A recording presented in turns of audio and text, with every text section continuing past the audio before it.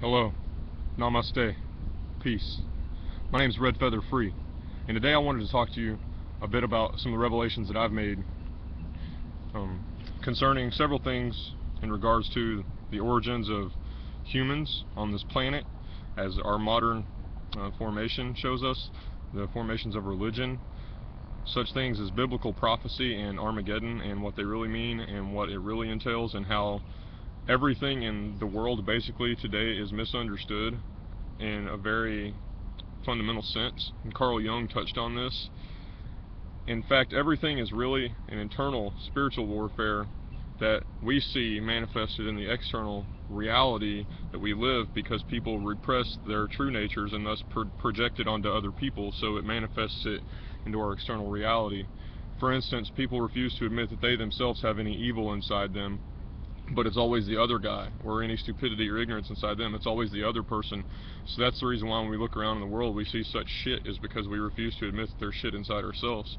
And if we did that inside ourselves, then we could probably, recognize it and set up some sort of self-septic system or self-care to rid ourselves from that internal shit, because we need to just poop and clear it out sometimes. Imagine if your body, if you did not poop with your eating food each day, you would die like John Wayne with 30 pounds of undigested meat in your colon, for crying out loud. It's not healthy. You have to continually and thoroughly self-examine yourself and find out what's going on, where it's coming from, what it might be connected to, and how it truly connects to your higher self and your purpose and your heart. Because that's the only thing that really matters, is your heart and what you're living in the now, as to how well it matches up with what your true purpose from higher self is within the scheme of things. Now, I started my journey of discovery, if you will, at a very young age, but it's funny, you awaken by degrees, your consciousness expands by degrees. That's why philosophy is a lifelong pursuit. The pursuit of wisdom is rewarded if you're diligent and patient and persistent. You will be rewarded with wisdom, but you can't rest on your laurels. You have to continually develop it. So, first fundamental rule is the law of correspondence. As above, so below. As below, so above. Once you truly understand this, that the universe is a fractal, it becomes a lot easier for you to understand and grasp the wider context of all the systems of knowledge, the entire tree of knowledge, because you realize that there aren't actually like branches that are independent. It's part of a tree, and that when you study one individual leaf of the tree, you're actually studying the entire tree as a whole. So you get that, and you focus on something simple like Leibniz or Descartes said. Descartes in particular said, go from the small, from the very small to the large, and you can understand anything. That's the truth. If I wanted to understand the tree as a whole, it'd be a lot easier for me to study one little leaf and then apply what I learned from this leaf to the entire tree, as opposed to trying to take the entire tree in at once. So, with that being said, alchemy is the art of deciding or discerning what can't be seen from what can be seen through the art of analogy, knowing that corresponds, everything corresponds. So we can't see our internal world, but we can see it through the analogy of what's manifest in the external world today. And this is where I'm going to get into the biblical prophecies and stuff like that with Armageddon. It's all being fulfilled, and it's all part of a human collective drama or play, if you will, that we're all a part of. And it goes back to the very, very, very ancient times. If you look, the oldest religion in the world is serpent worship, or shamanism, or the worship of the sun. And the one symbol is the universal symbol, the mystery, the infinity symbol, the waters, if you will, which in modern physics corresponds to the quantum field of possibility to which matter is given birth out of when it's observed from a conscious observer. This serpent just represents the mystery, or the infinite possibility. It could be fire, it could be water. More or less it represents mystery, the rhythm of the universe coming into and out of existence. It's represented by Mercurius in Roman mythology, Hermes in the Greek mythology, Thoth in the Egyptian mythology, Ea in the Sumerian mythology, Quetzalcoatl in the Central American mythology, Chilam Balam, the jaguar priest. It's all there. Jesus Christ taught this message. He was a true master of the ancient art, and the ancient religion was founded originally in the Garden of Eden, which was not in Babylon as we think, but I believe it was in the land of Mu, which James Churchward in his books on Mu, the great continent that sank beneath the Pacific some 12,000 years ago, about 1,000 years or so before Atlantis sank in the Atlantic Ocean, is the birthplace of the fourth race, or the fifth race was born in Atlantis, the fourth race was born in Lemuria. And these are our root races as modern humans, okay? And this is where all the stories of the Nagas and the reptiles and the serpents and Anunnaki all come from. Is the original teacher of knowledge was said to be a serpent, Pythos, or Ophio, the great wise serpent, as it is, in the Bible, who tempted Eve into gaining wisdom. No, the serpent was actually a savior. He recognized that the God in the Old Testament watching over the Garden of Eden was not actually the supreme, benevolent, universal, one, infinite God. He was an imposter and an ego, and that all they had to do to discover this and to free themselves was to take the fruit of the tree of knowledge, which is the Amanita muscaria mushroom, and then they gained the knowledge of life and death, because they died this shamanic or spiritual death inside, and thus became alchemists and possessors of the knowledge of alchemy, just like the God who was reigning over them in the Old Testament Garden of the Eden, who some say are draconians or reptiles who came here from other places in other star systems. Sirius, for instance, Thoth is connected with the dog star Sirius, and the rising of the Nile this time of year in the house of Leo. The star Sirius will rise with the sun when the sun rises in the house of Leo, and this corresponds to the rising of the Nile, and it brought life back to that region. It was a very important time in Egypt. The Druids, they worshipped Mercury as well. If you read the writings of Julius Caesar, he talks about the Druidic religion and how it was unified, and the Druids from Gaul would send their Druids to Britannia. I believe Britannia, as Michael Tsarian has pointed out with his Irish Origins of Civilization, is where a good remnant of the Atlanteans, the Thoth, if you will, went and disseminated this knowledge via the Phoenicians, or their ilk, all throughout the world. And they're just the remnants, the Phoenicians are just the remnants of the Lemurians and the Atlanteans. And they had continents, and they existed on continents that are sank below the water right now. We know of them, scientists, mainstream scientists will admit such thing as Beringia existing, but they won't admit Mu as existing. But I say that Mu and Beringia were one and the same actual continent, or land masses that were above the sea at the same time, as was Atlantis. Now, the Earth, since everything is fractal, corresponds to man. And man, in our wand, we have a chakra system, or 7 chakras. We're actually evolving into a 12 chakra system right now, but I'm not going to confuse you. These 7 chakras correspond to places on the Earth.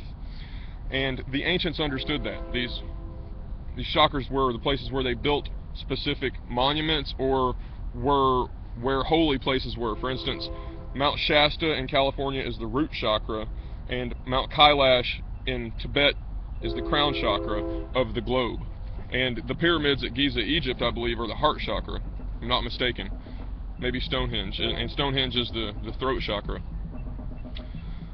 These places are all connected throughout the Earth in a grid that's based on non-Euclidean geometry. Now, I can take you based off of an overlay of a Sumerian god, Ea, who was just an image of a shaman. They represented him as a reptile with wings, but that's his shaman because he's in touch with his dragonness, his inner nature, where we evolved from many millions of years ago. The dragons didn't disappear. We are dragons. Our Ka, their Ka energy is still vibrating inside of us as our Ka and our Ba. So the ancients knew and understood this. They encoded it in all of their alchemy and all their hieroglyphs. In fact, it is the magic that was taught by Thoth, is that we are of the ancients and we are of a higher power. And a lot of people in theosophy, for instance, like Madame Helena Petrovna Blavatsky, believed that the older races were actually higher and more spiritually pure races, and that finally in the 5th race did we devolve into our current state of baseness from the Atlanteans. And that's actually the reason why Atlantis was sank, is because they became corrupt. They became a black race, as she says, which just refers to them going completely and totally to the dark side, or towards the material. Because here's what you have material and you have spirit, and everything else is a balance in between, with the heart right in the middle. That is what alchemy is all about, is recognizing where you're at in this spectrum and trying to maintain a harmony, always a harmony, and accepting that change is inevitable. The Egyptian goddess Hathor represents the sycamore tree also, and she was represented as the foreign deity in Egypt, which represents to me that she was the more ancient version, or the representation of the earth goddess known as Tiamat or Inanna. And what she corresponds to is the great serpent ensnaring the earth that begins in Giza, Egypt, and it goes down around Cape of Good Hope, Africa, up the mid-Atlantic ridge, right through Atlantis, and the island that Atlantis was the island talked about by Plato as Atlantis sank roughly 11,000 years ago, and it was just a remnant of the greater continent that was Atlantis that had begun sinking before that. But it is actually today located directly, get this, you can Google it, Atlantis Massif and the Lost City.